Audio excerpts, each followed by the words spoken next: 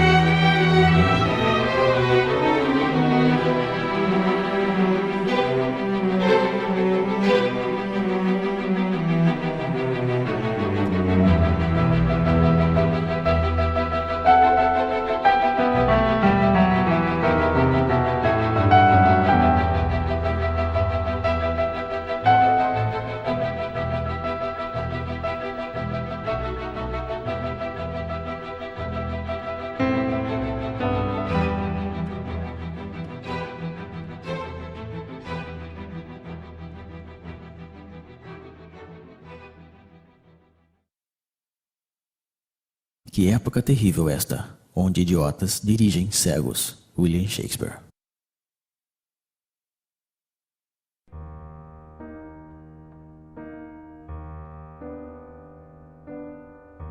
A servidão moderna é uma escravidão voluntária, aceita por esta multidão de escravos que se arrastam pela face da terra.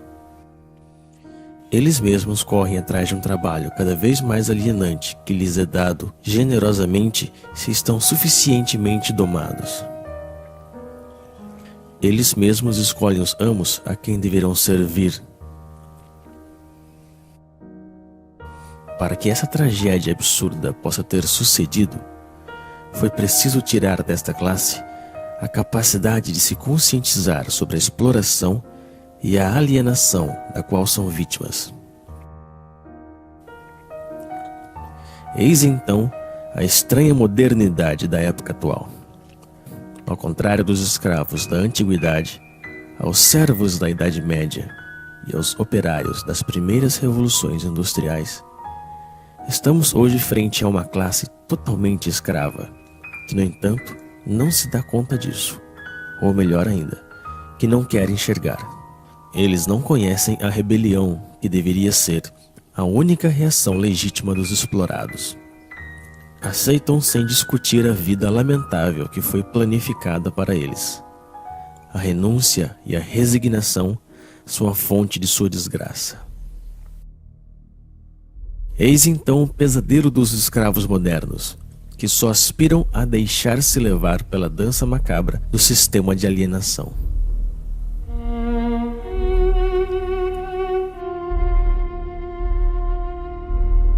A opressão se moderniza, estendendo por todas as partes as formas de mistificação que permitem ocultar nossa condição de escravos.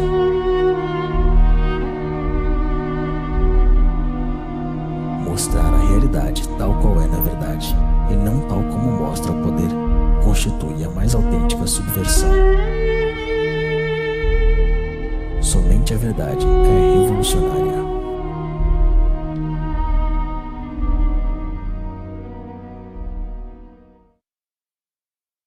O urbanismo é a tomada do meio ambiente natural e humano pelo capitalismo, que, ao desenvolver-se em sua lógica de dominação absoluta, refaz a totalidade do espaço como seu próprio cenário.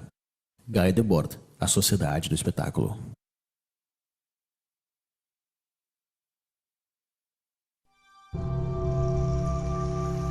À medida que o homem constrói seu mundo com a força do trabalho alienado, o cenário deste mundo se converte na prisão onde terão que viver. Um mundo sórdido, sem sabor, nem odor, que leva consigo a miséria do modo de produção dominante. Este cenário está em eterna construção. Nada nele é estável.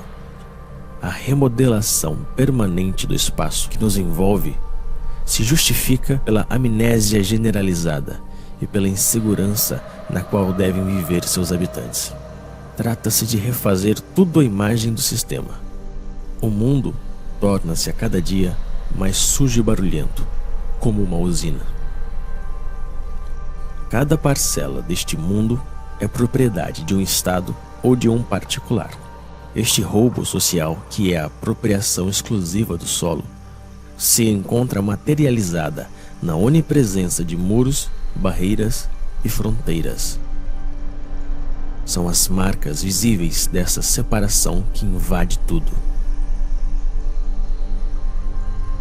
mas ao mesmo tempo, a unificação do espaço, de acordo com os interesses da cultura mercante, é o grande objetivo da nossa triste época. O mundo deve transformar-se em uma imensa autópsia, racionalizada ao extremo, para facilitar o transporte das mercadorias. Todo obstáculo, natural ou humano, deve ser destruído. O ambiente onde se aglomera esta massa servil é o fiel reflexo de sua vida. Se assemelha a jaulas, a prisões, a cavernas. Porém, contrariamente aos escravos e aos prisioneiros, o explorado dos tempos modernos deve pagar por sua jaula.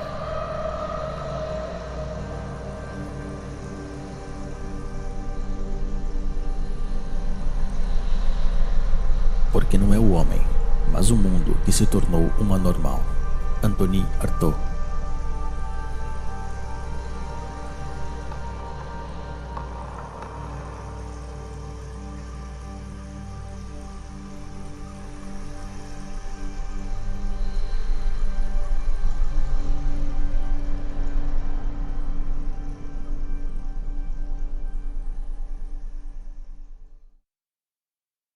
À primeira vista, a mercadoria parece uma coisa simples, trivial, evidente. Porém, analisando-a, vê-se complicada, dotada de sutilezas metafísicas e discussões teológicas.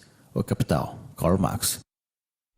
É neste lugar estreito e lúgubre, onde o escravo moderno acumula as novas mercadorias que deveriam, segundo as mensagens publicitárias onipresentes, trazer-lhe a felicidade e a plenitude.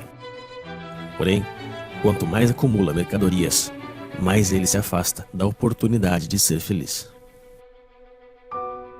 Que aproveita ao homem ganhar o mundo inteiro e perder sua alma? Marcos, capítulo 8, versículo 36. A mercadoria, ideológica por essência, despoja de seu trabalho aquele que a produz e despoja de sua vida aquele que a consome. No sistema econômico dominante, já não é mais demanda que condiciona a oferta, mas a oferta que determina a demanda. Então é assim que, de maneira periódica, surgem novas necessidades que são rapidamente consideradas como vitais para a maioria da população.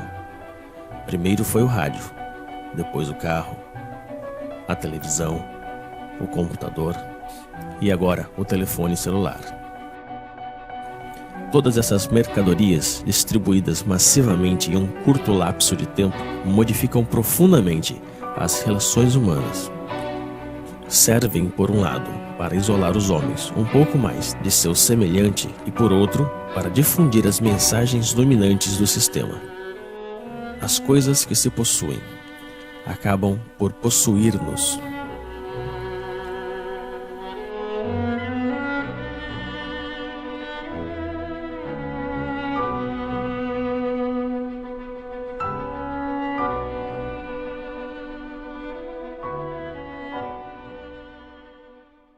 O que vem a ser alimento para um é veneno para outro. Paracelso.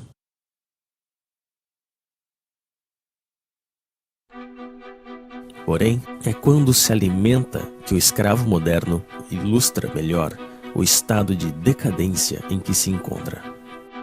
Dispondo de um tempo cada vez mais limitado para preparar a comida que ingurgita, ele se vê obrigado a engolir rápido o que a indústria agroquímica produz.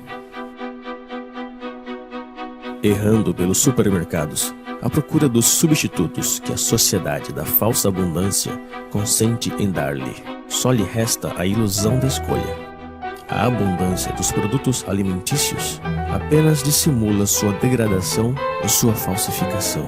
Não são mais que organismos geneticamente modificados, uma mistura de colorantes e conservantes, de pesticidas, de hormônios e outras tantas invenções da modernidade.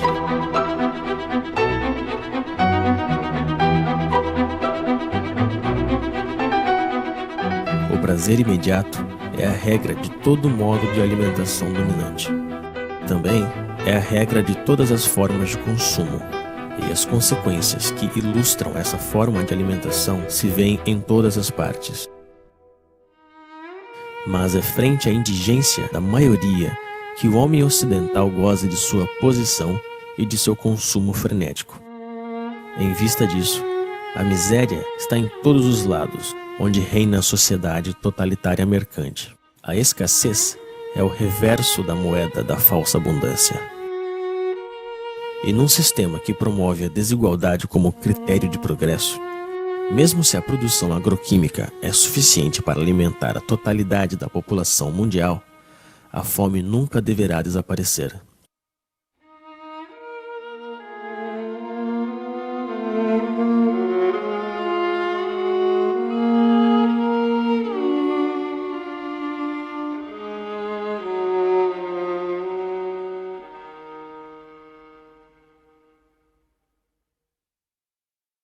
Estão convencidos de que o homem, espécie pecadora por excelência, domina a criação, como se as outras criaturas tivessem sido criadas apenas para servir-lhes a comida, a roupa, para serem martirizadas e exterminadas.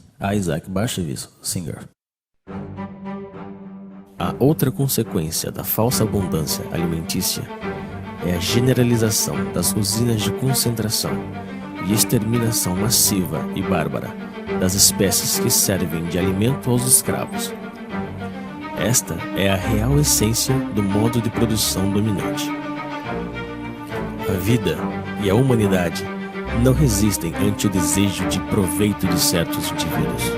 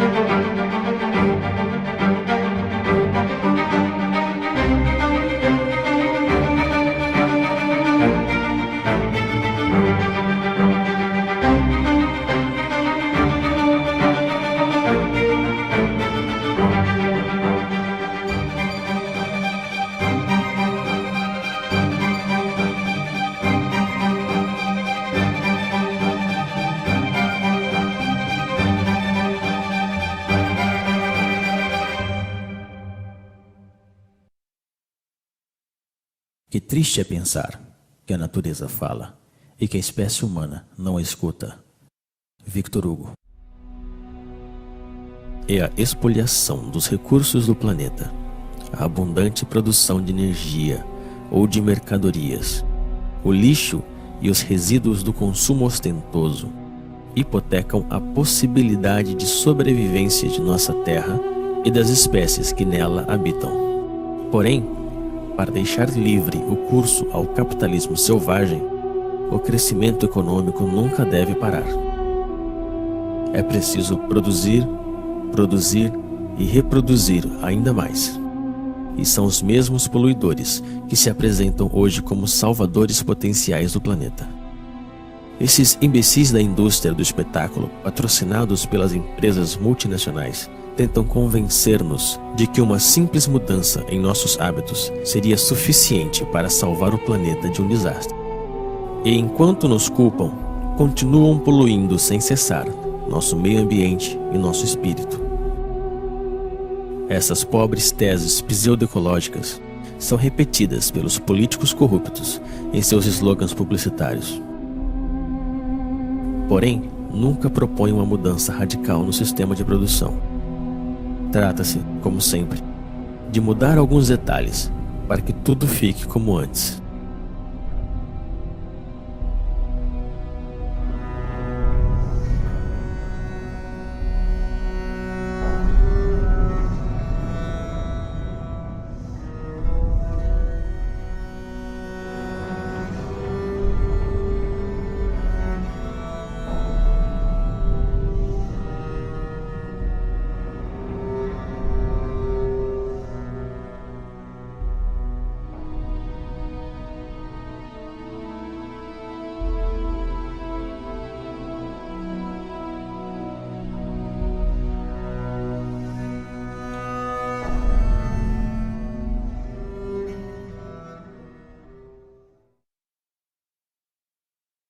Trabalho. Do latim, tripalium, 3 paus, instrumento de tortura.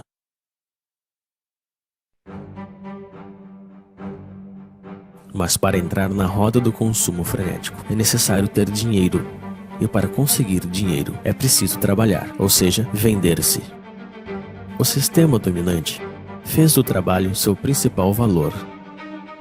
E os escravos devem trabalhar mais e mais para pagar a crédito a sua vida miserável. Eles estão esgotados de tanto trabalhar, perdem a maior parte de sua energia e têm que suportar as piores humilhações. Passam toda a sua vida realizando uma atividade extenuante e insidiosa que é proveitosa apenas para alguns.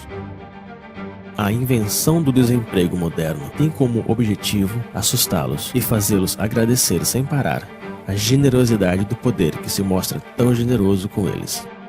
Que fariam sem esta tortura que é o trabalho? E são essas atividades alienantes que são apresentadas como libertadoras. Que mesquinhez e que miséria!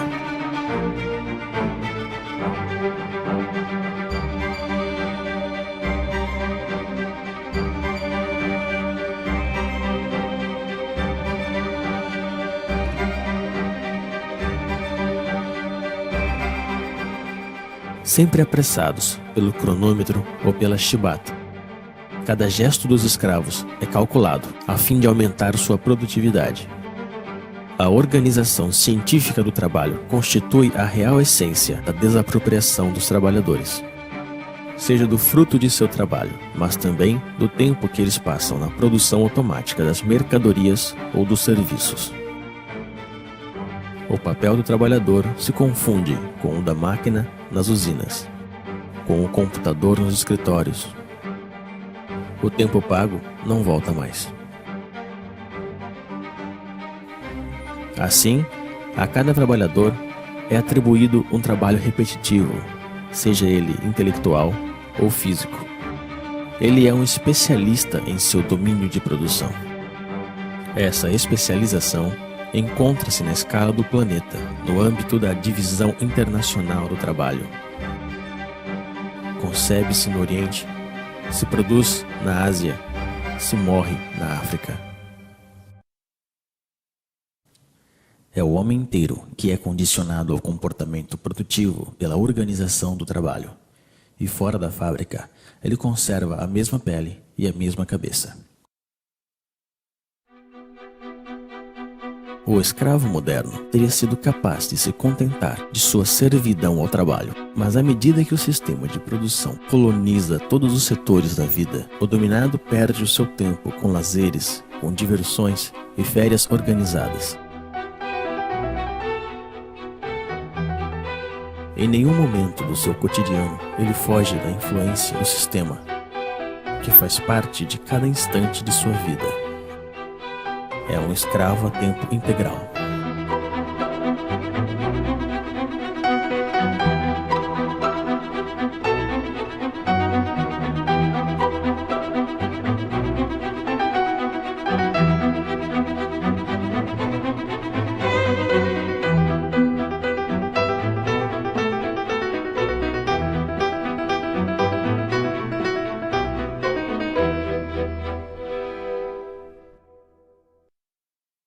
A medicina faz-nos morrer mais.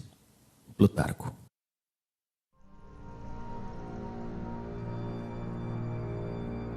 A origem dos males do escravo moderno está na degradação generalizada de seu ambiente, do ar que respira e da comida que ele consome.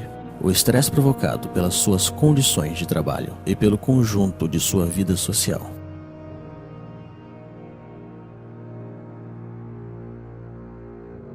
Sua condição subserviente é um mal que nunca encontrará remédio. Somente a total liberação da condição na qual ele se encontra pode permitir ao escravo moderno se libertar de seus sofrimentos. A medicina ocidental só conhece um remédio contra os males dos quais sofrem os escravos modernos: a mutilação. É a base de cirurgias, de antibióticos ou de quimioterapia que se trata aos pacientes da medicina mercantil. Nunca se trata a origem do mal, senão que as suas consequências, pelo motivo de que essa busca da origem do mal nos conduziria inevitavelmente à condenação fatal da organização social em toda a sua totalidade.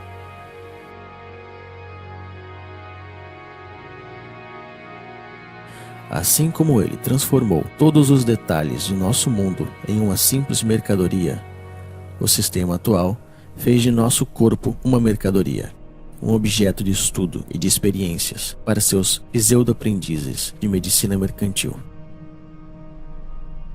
Os donos do mundo já estão prontos para patentear os seres vivos. O sequenciamento completo do DNA do genoma humano é o ponto de partida de uma nova estratégia posta em ação pelo poder. A decodificação genética não tem outro objetivo que o de amplificar consideravelmente as formas de dominação e de controle. Depois de tudo, nosso corpo também não nos pertence. De tanto obedecer, adquirimos reflexos de submissão. Anônimo. O melhor de sua vida foge entre seus dedos, mas ele prossegue assim, pois já está acostumado a sempre obedecer. A obediência se tornou sua segunda natureza. Ele obedece sem saber por qual razão, simplesmente porque ele sabe que deve obedecer. Obedecer, produzir e consumir. Eis aí o trítico que domina sua vida. Obedece-se aos pais, aos professores, aos patrões, aos proprietários, aos comerciantes. Obedecem-se também às leis, às forças da ordem e a todos os tipos de poderes, pois ele não sabe fazer outra coisa. Não existe algo que lhe dê mais medo que a desobediência, já que desobedecer, aventurar, mudar é muito arriscado. Assim como uma criança que se perde de vista de seus pais, o escravo moderno se sente perdido, sem o poder que o criou. Então, ele continua obedecendo. É o medo que nos fez escravos e que nos mantém nesta condição. Baixamos a cabeça frente aos donos do mundo. Aceitamos essa vida de humilhação e de miséria somente por medo. No entanto, dispomos da força numérica frente a essa minoria que governa. A força deles não sai de seus policiais, mas de nosso consentimento. Justificamos nossa covardia diante do enfrentamento legítimo contra as forças que nos oprimem com um discurso cheio de humanismo modernizador. A rejeição da violência revolucionária está ancorada nos espíritos daqueles que se opõem ao nome dos valores que este mesmo sistema nos ensinou.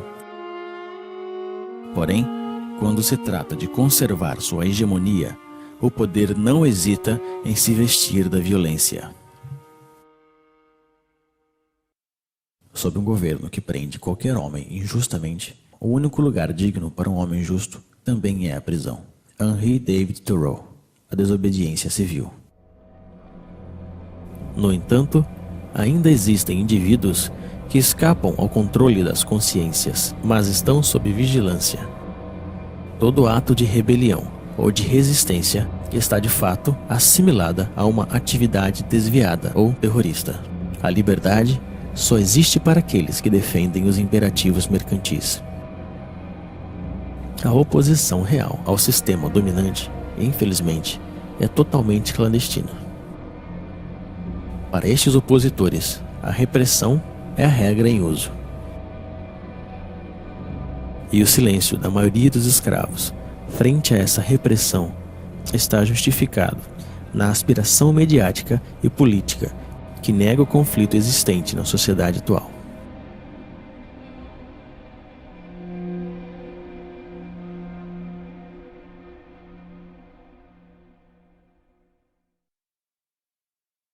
O que outrora se fazia por amor a Deus, hoje se faz por amor ao dinheiro, isto é, daquilo que hoje confere o sentimento de poder mais elevado e a boa consciência. Nietzsche, Aurora. Como todos os seres oprimidos da história, o escravo moderno precisa de seu misticismo e de seu Deus para anestesiar o mal que lhe atormenta e o sofrimento que lhe sufoca. Mas esse novo Deus, a quem entregou sua alma, não é nada mais que nada. É um pedaço de papel, um número que tem apenas sentido, porque todo mundo decidiu dar-lhe. É em nome deste novo Deus que ele estuda, que ele trabalha, que ele luta e se vende. É em nome desse novo Deus que ele abandonou seus valores e está disposto a fazer qualquer coisa. Ele acredita que quanto mais tem dinheiro, mais se libertará dos problemas dentro dos quais ele está aprisionado. Como se a possessão andasse de mãos dadas com liberdade. A liberação é uma acesse que provém do domínio de si mesmo, um desejo e uma vontade de atuar. Está no ser e não no ter. Porém, é preciso decidir-se a não mais servir nem obedecer. É preciso também romper com esse hábito, que ao parecer ninguém ousa recriminar. O escravo moderno está convencido de que não existe alternativa na organização do mundo atual. Ele se resignou a esta vida porque pensa que não pode haver outra. E é aí mesmo que se encontra a força da dominação presente. Entreter a ilusão desse sistema que colonizou toda a face da Terra. É o fim da história. Convenceu a classe dominada que adaptar-se à sua ideologia é como adaptar-se ao mundo tal qual se mostra e como sempre foi. Sonhar com outro mundo se tornou um crime criticado unanimemente pelos meios de comunicação e os poderes públicos. O criminoso, na realidade, é aquele que contribui, consciente ou não, na demência da organização social dominante. Não existe loucura maior que a do sistema atual. E, se não, fica sabendo, ó rei, que não serviremos a teus deuses, nem adoraremos a estátua de ouro que levantaste. Antigo Testamento, Daniel, capítulo 3, versículo 18. Frente à devastação do mundo real, é preciso que o sistema atual colonize a consciência dos escravos. É por isso que no sistema dominante, as forças de repressão são precedidas pela dissuasão, que desde a infância realiza sua obra de formação de escravos. Eles devem esquecer-se de sua condição servil, de sua prisão e de sua vida miserável. Basta olhar esta multidão hipnotizada frente às telas que acompanham sua vida cotidiana.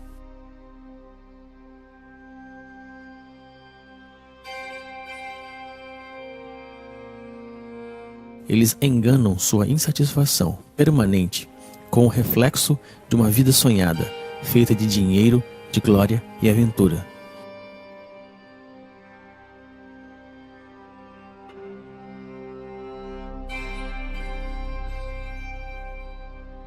Mas seus sonhos são tão lamentáveis como sua vida miserável.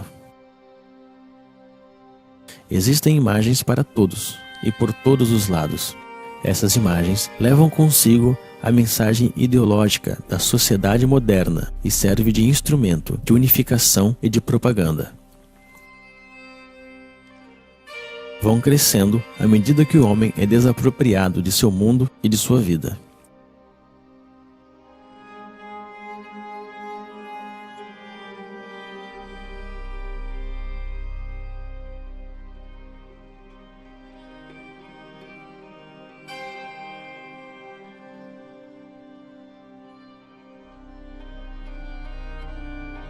A criança é a primeira vítima dessas imagens, pois se trata de sufocar a liberdade desde o berço. É necessário torná-los estúpidos e tirar-lhes toda a capacidade de reflexão e de crítica. Tudo isso se faz, evidentemente, com a cumplicidade desconcertante dos pais, que não buscam sequer resistir frente à força imponente de todos os meios modernos de comunicação. Eles mesmos compram todas as mercadorias necessárias para escravizar sua progenitura. Desapropriam-se da educação de seus filhos e deixam que o sistema alienador e medíocre se encarregue dela.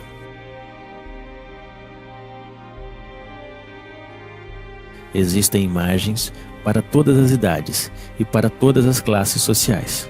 Os escravos modernos confundem essas imagens com cultura e, às vezes, com arte. Recorrem seus instintos mais baixos para vender qualquer mercadoria.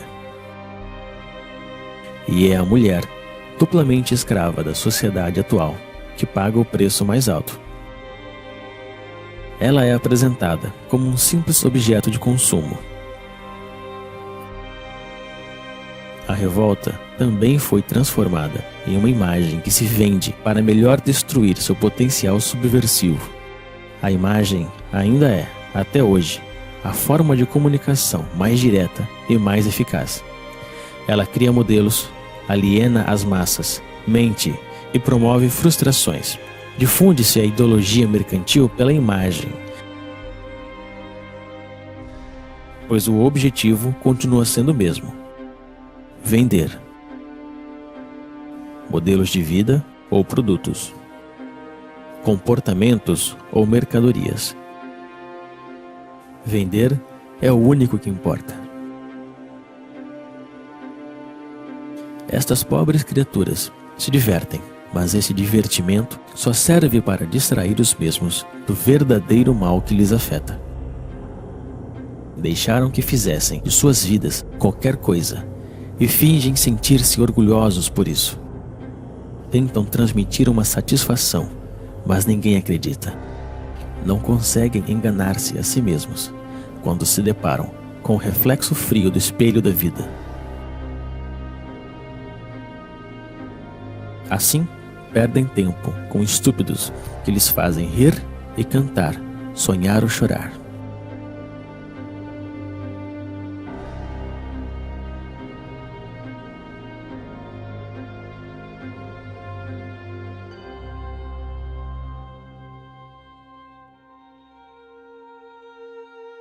Através do esporte mediatizado, se representa o êxito e o fracasso, os esforços e as vitórias que os escravos modernos deixaram de viver em seu cotidiano. Sua insatisfação lhe incita a viver por procuração frente ao aparelho de televisão.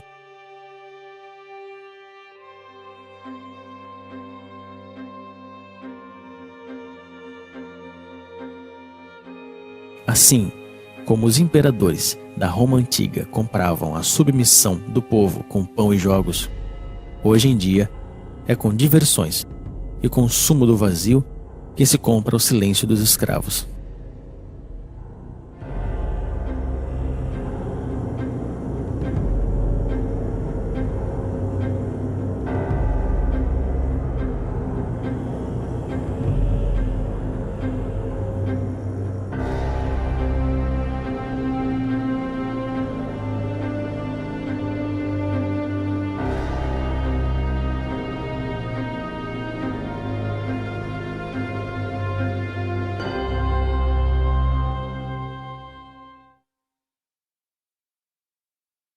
Nós acreditamos que dominamos as palavras, mas são as palavras que nos dominam.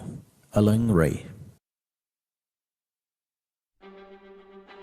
O controle das consciências passa essencialmente pela utilização viciada da linguagem utilizada pela classe economicamente e socialmente dominante. Sendo o detentor de todos os meios de comunicação, o poder difunde a ideologia mercantil através da definição petrificada, parcial e falsa que ele dá das palavras. As palavras são apresentadas como neutras e sua definição como evidente.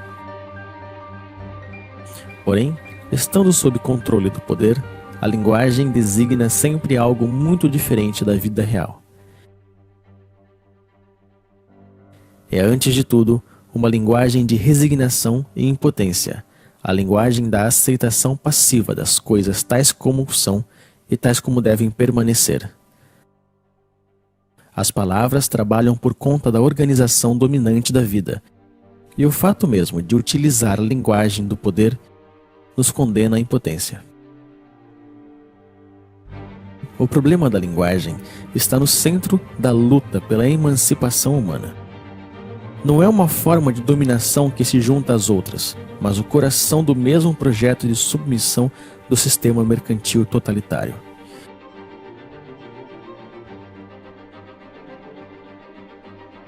Para que uma mudança radical surja de novo, é preciso uma tomada radical da linguagem e também da comunicação real entre as pessoas. É nisso que o projeto revolucionário se une ao projeto poético. Na efervescência popular, a palavra é tomada e reinventada por grupos extensos. A espontaneidade criadora se apodera de cada um e nos reúne a todos.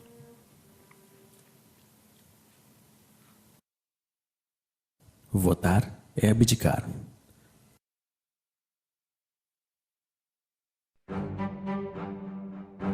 No entanto, os escravos modernos ainda se veem como cidadãos.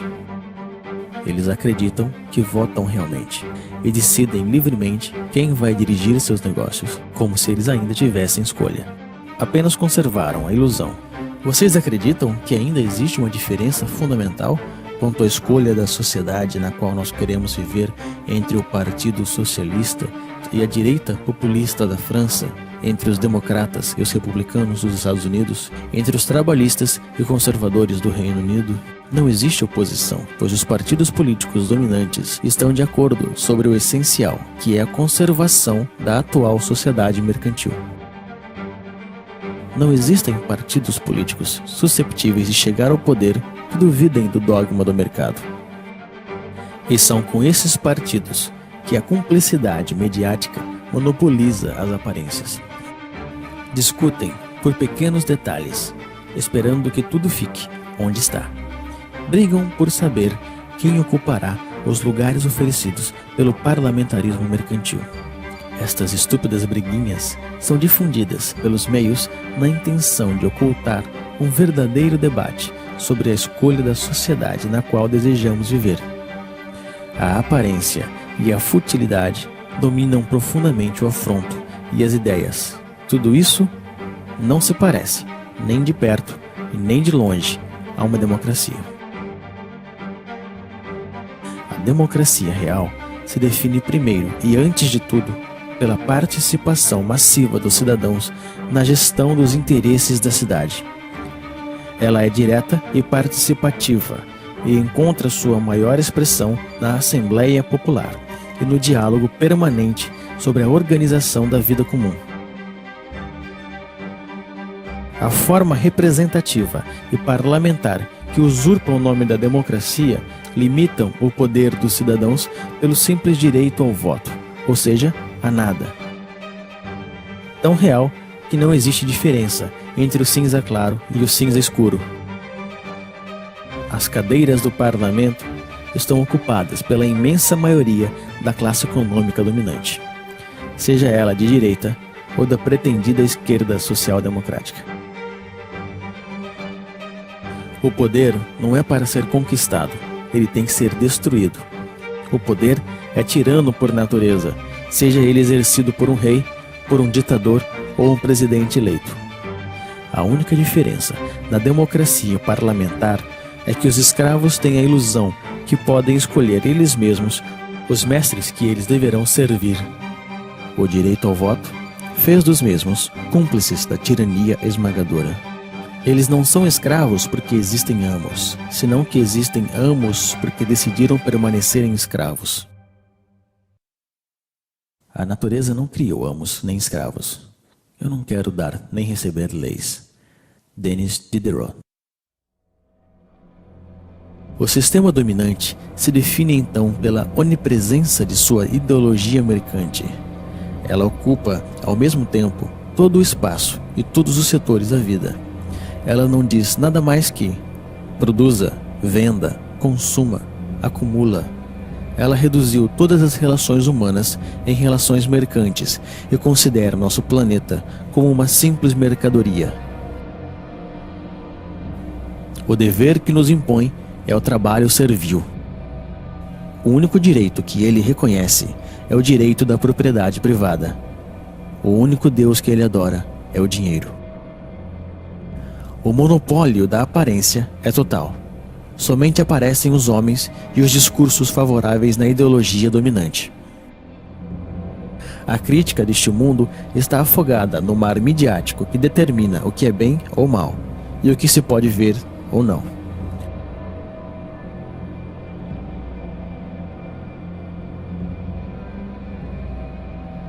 A onipresença da ideologia, o culto ao dinheiro, monopólio da aparência, partido único disfarçado de pluralismo parlamentar, ausência de uma oposição visível, repressão sob todas as formas, vontade de transformar o homem e o mundo. Eis o verdadeiro rosto do totalitarismo moderno que chamamos de democracia liberal. Porém, é necessário chamá-la pelo seu verdadeiro nome: o sistema mercantil totalitário.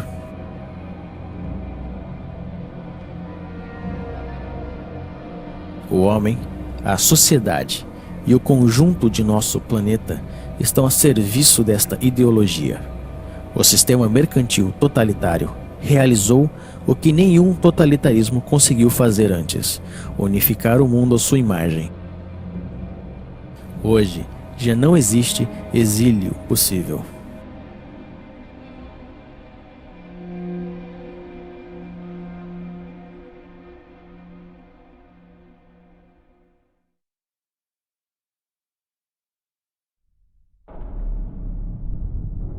À medida que a opressão se estende por todos os setores da vida, a revolta toma aspecto de uma guerra social. Os motins renascem e anunciam a futura revolução. A destruição da sociedade mercantil totalitária não é um caso de opinião, é uma necessidade absoluta num mundo que já está condenado, pois o poder está em todos os lados, deve ser por todas as partes e todo o tempo, e devemos combatê-lo. A reinvenção da linguagem, o transtorno permanente da vida cotidiana, a desobediência e a resistência são as palavras mágicas da revolta contra a ordem estabelecida. Mas para que desta revolta surja uma revolução, é preciso unir as subjetividades em uma frente comum. É na unanimidade de todas as forças revolucionárias que devemos trabalhar. Isto só se pode conseguir quando temos consciência de nossos fracassos passados. Nem o reformismo estéril, nem a burocracia totalitária não podem ser uma solução para nossa insatisfação. Trata-se de reinventar novas formas de organização e de luta. A autogestão nas empresas e a democracia direta na escala comunal constituem as bases desta nova organização, que deve ser anti-hierárquica, tanto na forma quanto no conteúdo. O poder não é para ser conquistado, ele deve ser destruído.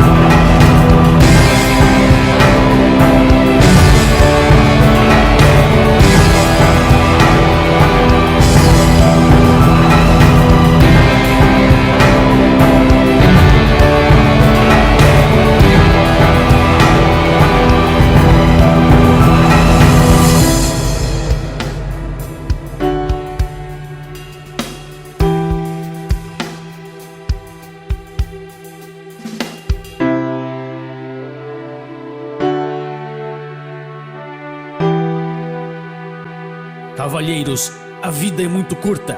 Se nós vivemos, vivemos para andar sobre as cabeças dos reis. William Shakespeare, Henrique IV. Jean-François Briand. Tradução: Elisa de Arbênia Quadros.